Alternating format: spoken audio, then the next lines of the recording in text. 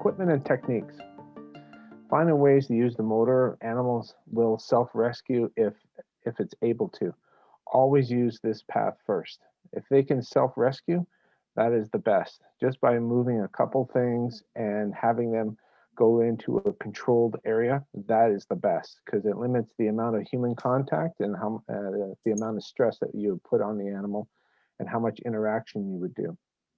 Increasing the surface areas, all right, by using the proper equipment, employing your reach extensions of your arm, understanding basic anatomy of the animal for drags, lift, and assists, understanding fear behavior for approach, capture, containment, and restraint and handling. Some of the animals, if you are going to work with the animal, you have to remember the animal is going to give you a flight mode for the maximum amount of time until it's exhausted, and then it's going to recuperate. And then it's going to keep doing this until it's exhausted. So you have to be careful around the animal. Some of the forbidden methods, ropes around the neck. Number one, we don't do that because it's going to cause too much strain on the animal and a lot of injuries. And we want to have a good rescue and a good outcome in the end. So halter and emergency halter, anything like that, that's acceptable.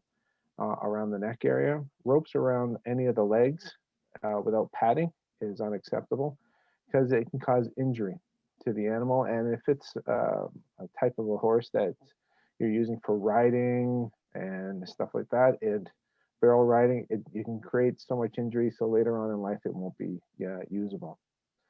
Winch attached to the body parts. The winches can't tell you how much pressure they're putting on. The animal can't tell you how much pressure they're putting on. So you have to be like, you do not use the winches on it unless it's the last resort. But human power is number one. Pulling the entire animal by its tail. No, the tail is only attached by ligaments and cartilages. And that tail you could use to move the rear end of the horse to allow for webbing, pulling it out of the mud, assisting with tying it up so it's out of the way. That's about it. Chasing the animal on foot or in vehicle. Remember that flight. It's the predator mode. It's going to keep going and keep going until it stops. It's exhausted, and then it's going to cause great injury. Dragging on abrasive surfaces. That's some of you have to evaluate the area that you're going to be working with and use glides or tarps. Glides are number one. Tarps are second. Protecting the eye of the horse around the eye socket, whatever is down or above, and use a PFD so you can create a hollow there so you don't damage the eye and cause major injury. Field euthanasia attempted, that is the wrong, such as shooting between the eyes. There's a set format for euthanasia, and that is done by the professionals under the paws or the veterinarians. Tying the animal to anything or leaving the animal unattended. So if you're going to tie a horse off to something, you have to ensure that the animal is tied there with somebody so it doesn't get itself all tied up again. And leaving the animal unattended, it can get itself into trouble or it can have an issue after the rescue. You have to ensure that it's under veterinarian care. Heads and tail limbs are not handles, so don't use them for pulling. Serious injury and potential life-threatening injury can result in these. Always protect the animal's eyes, very important. Establish and maintain head control at all times. Controlling the head at all times, it means you can control the rest of the body. And if something is going to happen, you can be anticipating this and control the rest of it. Allowing the rescued animal its time it needs to stand up. It's been rescued from a down position. Do not force it to stand up and move.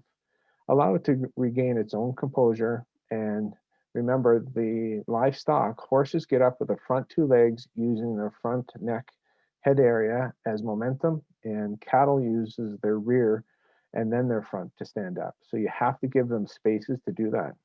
Some animals need sedation prior to performing a rescue to reduce the risk of injury to the animals or responders. Yes, that can happen, but remember, the animal can come out of sedation very quickly and become very unpredictable. and you have to anticipate that. So you have to keep your caution zones always at be aware of. Here you go, opposite reflex. The tail is not designed to do that. It's only for very limited use till you get your webbing underneath. So you're stressing it, so it's the predator mode, and the animal wants to pull away. So now the animal can't get up because you're offsetting its balance, its equilibrium. So when approaching a horse, approach the horse from the left, all right, in the zone, quietly, calmly, speak softly with it, and ensure that it sees you. If it wants to smell you, let it smell so you approach, so he knows you're not a threat. Never approach from the front, because as Susan was saying, that's a blind spot, or never approach from the rear of the animal, because that's one of their blind spots too, but that's where predators approach from, and that can put them into a flight or fight mode and kick. You have to be very careful.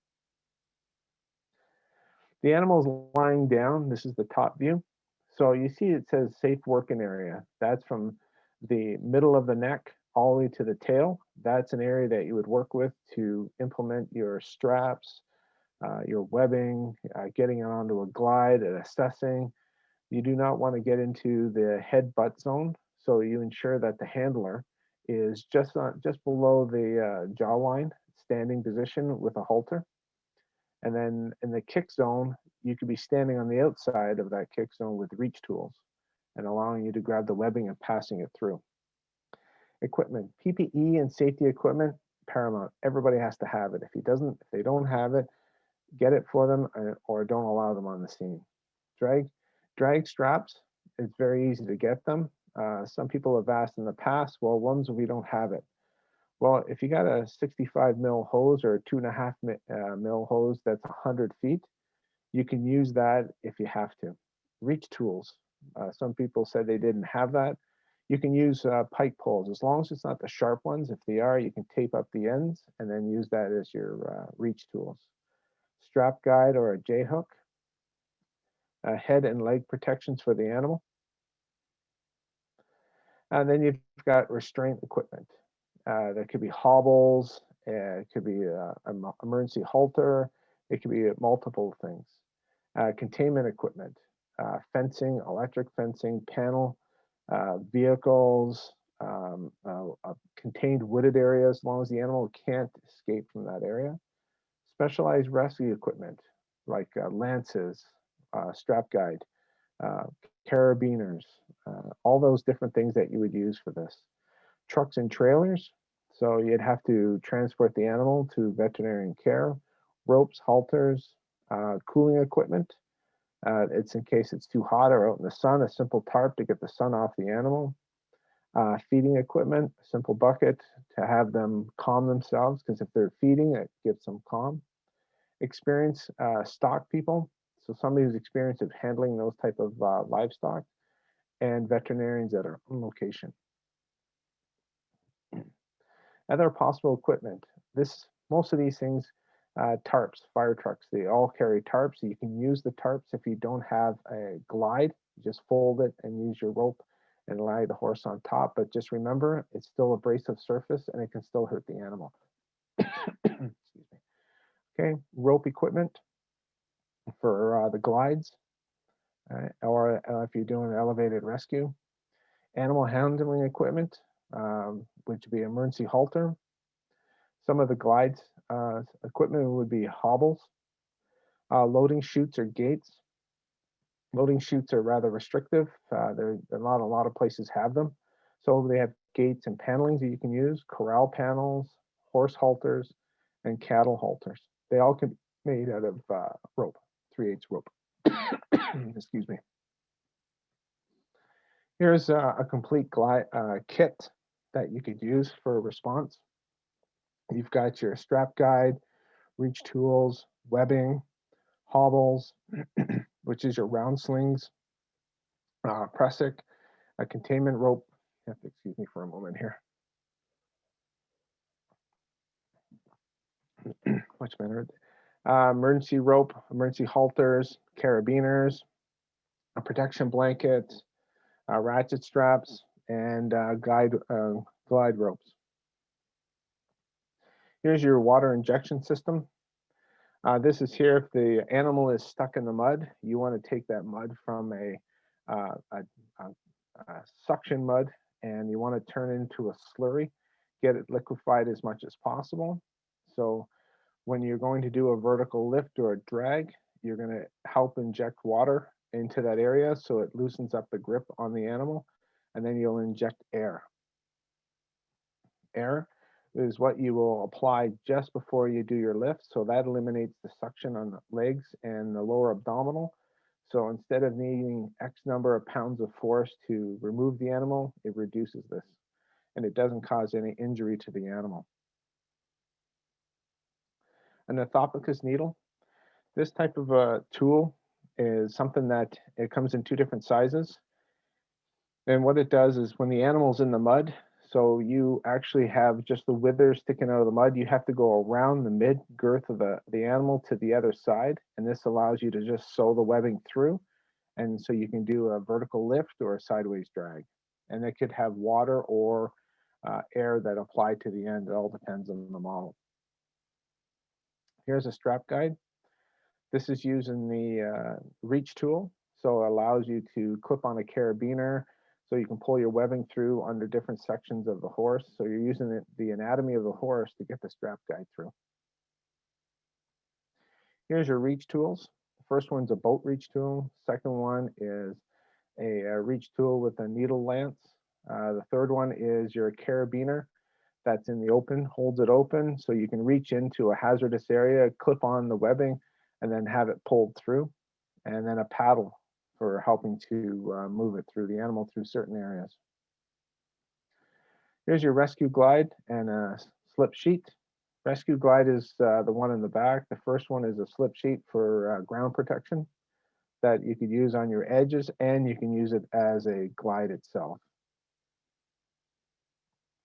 Here is Rusty, the mannequin that Equine Guelph has. It's tied down, ready to go. So it has head protection, has an emergency halter. It has the two restraint ratchets with a blanket in between, and all the webbing that we used to put the mannequin or the horse onto the glide stays with it. So when the horse gets to the destination, the veterinarian, or into a safe area to release it, then you've got the webbing and then you can move it off the glide. Because you have to remember the glide is very slippery and you don't want the animal to slip, so you'd move them onto a grassy area. So webbing and drag and lifts. So these are two 30-foot 4-inch webbing. Works your best. TSC has them on sale every so often. They're anywhere between $15 to $20. They're excellent to have. The soft ones are the best.